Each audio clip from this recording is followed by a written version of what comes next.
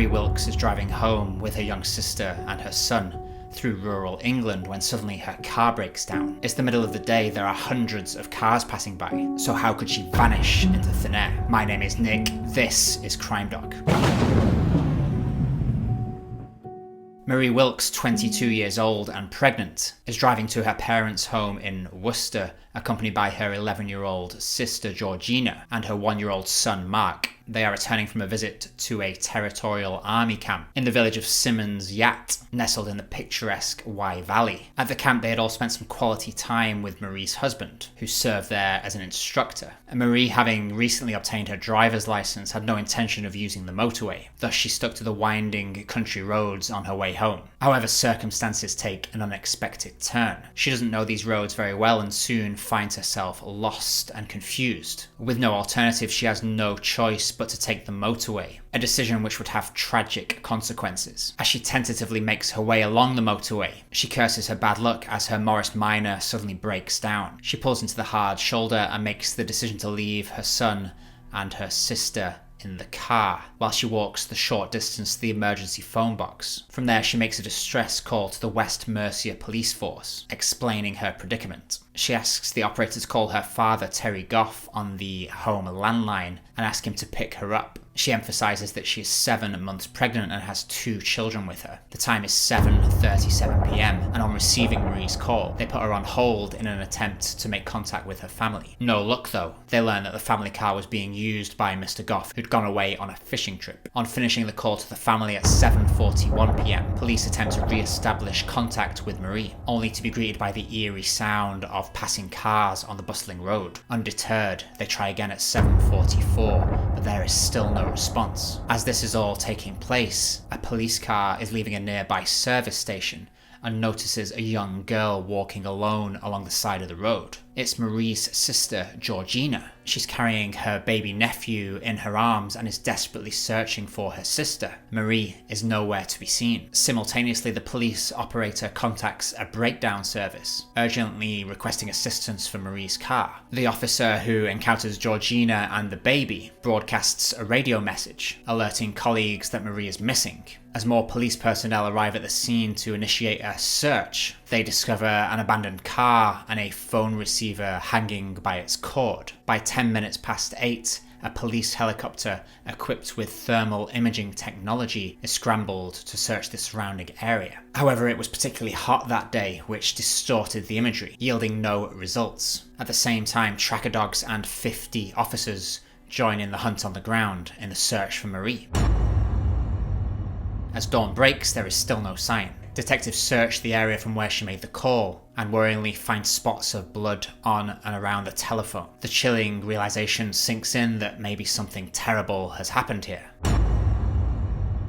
The following day, a witness comes forward to report seeing a silver Renault 25 parked 3 miles further up the road in a reversed position behind a crash barrier. Officers head to the spot and right there at the foot of a steep embankment, they find a body partially concealed by undergrowth. The scene is horrific. Marie had been stabbed in the right side of her neck, severing her carotid artery. It was later disclosed that Wilks had tried to use her Red Cross training to stem the blood from a punctured artery with her hand, which had successfully helped to reduce her blood loss, and might have saved her before the killer had punched her 3 or 4 times in the face, breaking her jaw and knocking her out, finally bleeding to death. Forensics conclude that the attack, murder, and dumping of Wilkes' body may have taken as little as 10 minutes. West Mercia police set up interview areas in nearby service stations and also detained motorists in the search for witnesses. On the 24th of June, an artist's impression of a possible suspect is released, with further witness descriptions of a blonde man seen at the crime scene. He is described as of young appearance, in his 20s, blonde crew-cut hair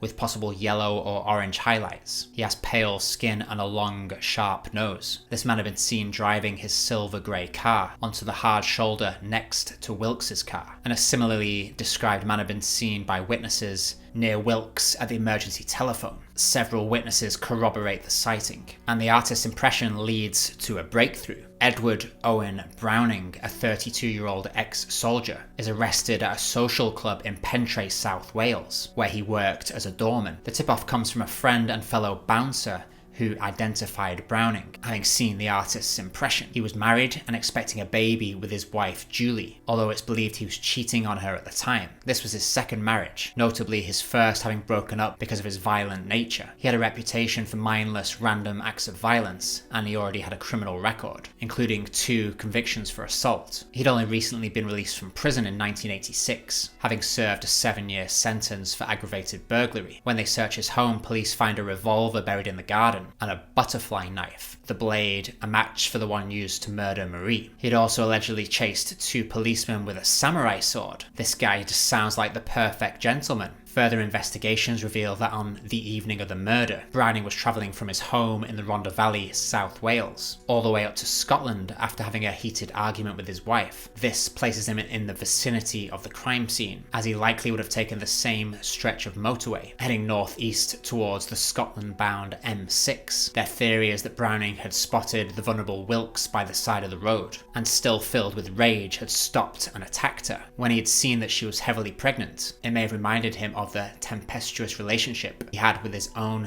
heavily pregnant wife, and reignited his anger, which led to him stabbing Marie. The amount he had drunk that night would have likely also worsened his state of mind. However, under interrogation, Browning vehemently denies any involvement in Marie's murder, claiming that he had travelled southeast that evening. His claim is dismissed, as his chosen route would have been an unusual and unnecessary detour, adding significant mileage to his journey. However, despite the mounting evidence, no traces of Marie's blood are found in Browning's vehicle. A compelling number of witnesses weave a damning narrative around Browning's silver Renault 25. It had been spotted ominously stationed at the very location where the lifeless body of Marie was later callously discarded. Countless individuals come forward, their voices united in describing a silver grey C-registered Renault careening recklessly along the motorway near the crime scene. The driver, with a mane of blonde hair, was allegedly hurtling at breakneck speeds up to 120 miles an hour. Browning fittingly had been behind the wheel of a C-registered Renault on that very day. An off-duty police officer also bore witness to Browning parking his vehicle near to Marie Wilks when she made her emergency call. The officer, believing Browning was extending a helping hand, thought nothing of it and carried on regardless. Numerous accounts corroborate this encounter, detailing the silver Renault executing a daring U-turn across the central reservation before settling next to Wilkes' car. One witness even recounts seeing him step out of the car and approach Wilkes. Crucially, a motorist had identified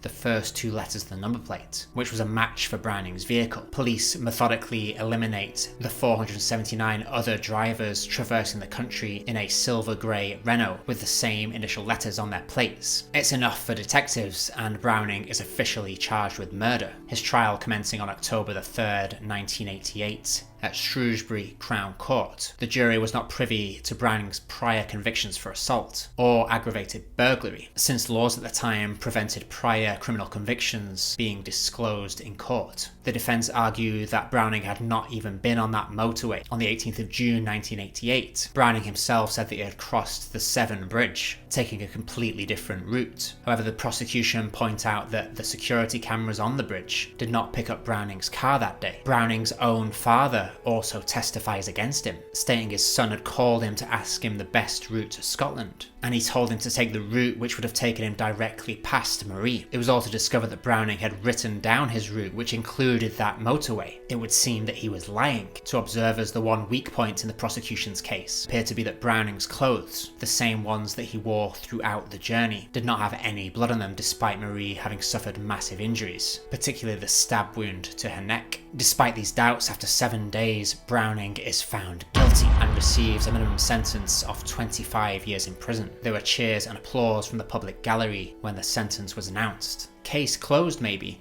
I'm not so sure. As I delved deeper into this case, I struggled to shake a sense of uncertainty. As mentioned earlier, traces of blood were discovered on the floor and on the phone where Marie made her emergency call. It was widely believed at the time that Browning abducted her after the stabbing, drove 3 miles, and then disposed of the body. However, if this theory holds true, there should have been visible traces of blood in his car. No such evidence was ever found. Forensic scientist John Hayward challenged the notion that Marie was ever in Browning's car at all. He explains that even if fabric car seats were thoroughly cleaned, there would still be a weak chemical reaction indicating the presence of blood. With no forensic evidence linking Browning to the murder, the only real connection they make to Marie is through the CCTV, which proves that he did not take the route that he claimed he had taken. In May 91, an appeal is made against Browning's conviction, but it is rejected due to the aforementioned video footage. However, a significant revelation occurs in 1992 when another videotape surfaces. It's discovered that the police had withheld a video in which an off-duty police officer named Peter Clark is filmed days before Browning's arrest. In the video, Officer Clark reports witnessing a silver grey Renault pull over onto the hard shoulder of the eastbound M50 motorway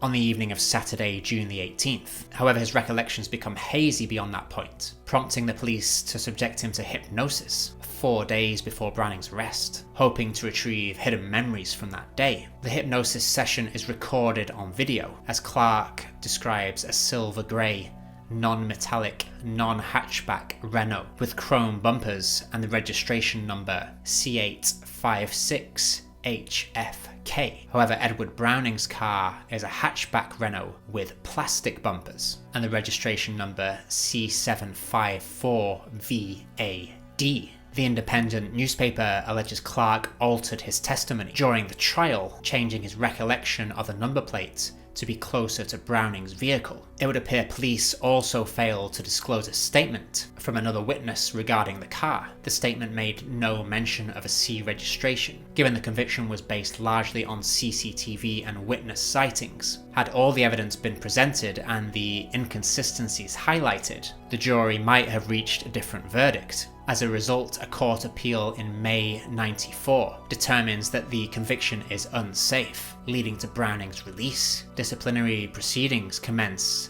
against Superintendent Anthony Stanley, who is accused of neglecting his duty. Following his release, Browning attributes the eventual breakdown of his marriage to the stress caused by the wrongful conviction. He urges Marie's family to seek the truth from the police, claiming that they have been deceived throughout the entire ordeal. Browning later would receive damages believed to exceed £600,000. Police re-investigations of the Wilks murder have not uncovered any new suspects other than Browning, and police continue to believe that Browning was responsible. In 2016, Detective Chief Inspector Stephen Tunks with his team reopened the case to see if any new forensic evidence could be generated to solve the murder. No such evidence was found, and officially the case remains unsolved. In 2018, while police were conducting a re-investigation of the murder, Browning died aged 63. He was found dead in his home in Lampeter, Wales. Police said that it was a sudden death and there were no suspicious circumstances.